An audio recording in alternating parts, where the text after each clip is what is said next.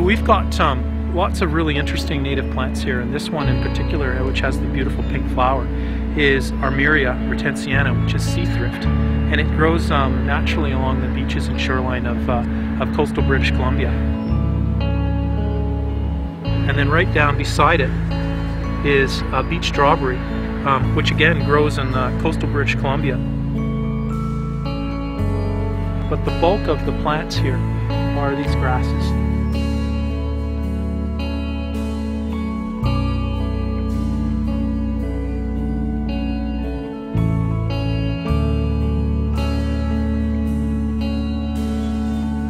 So we have a 2.5 hectare, I'm going to call it living roof as opposed to green roof, because it really is living in the sense that it's an ecological habitat that we've set up that mimics a normal British Columbia coastal grassland.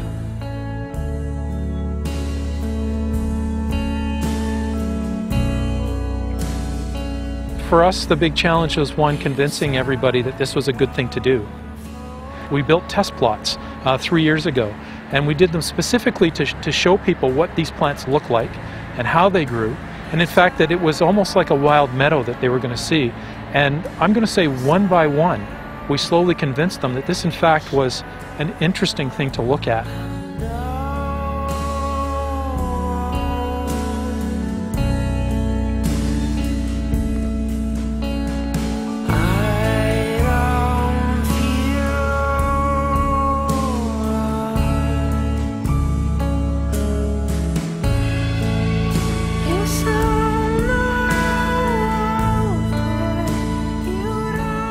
It's actually quite important to connect habitats. So we have Stanley Park off to the distance, and in behind us the North Shore Mountains, and those are all really important habitats.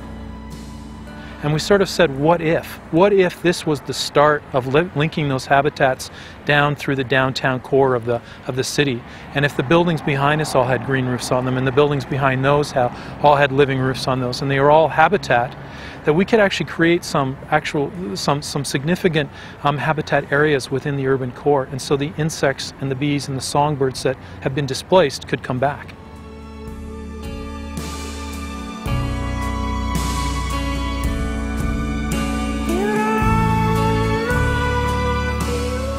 So we've got 15 centimeters of growing medium, and I call it growing medium because it's something that's actually made for this project and made for the roof.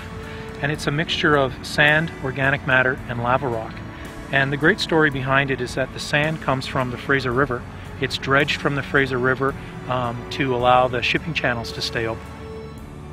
The organic matter actually comes from organic sources like maybe the kitchen in this building, waste trimmings from the local gardens and from the local parks. The other neat thing about it is that it has no peat moss, and in North America peat moss is the staple for making soil and growing medium. It's a staple in the nursery industry, and we said we're not going to basically dig up peat bogs, which are kind of the lungs of the earth for North America. We're going to get our organic matter from another source. So it's part of this sustainability story that goes well beyond the kind of cleaning of the air and providing insects. It's also embodied in the way that the project was put together and designed and specified.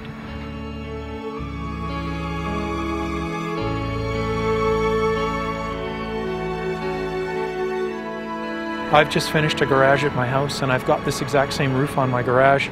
It's something that you can actually do at your own house or your own garage or your cottage or your shed, or somebody could do in their small office building.